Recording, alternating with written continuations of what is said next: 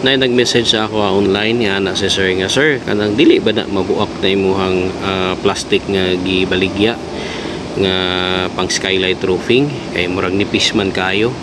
So unta sir, makita nimo ni nga video, so makita bitaw nimo da sir nga si auntie ug si uncle nipatong na siya sa ibabaw. So to prove na siya nga dili gyud basta-basta mabuak ang atuang product. It's because kani nga product sir 100% virgin material, so dili ni siya recycled plastic, muna nga durable kayo siya.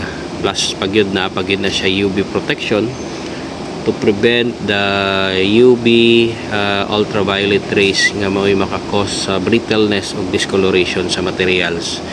Unya tagaan pa jud ta ka sir og 10 years warranty.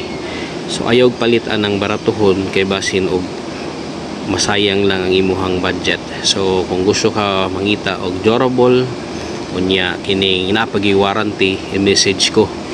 So pwede po ta sir mo hatag ninyo og discount sa ato ang mga SRP.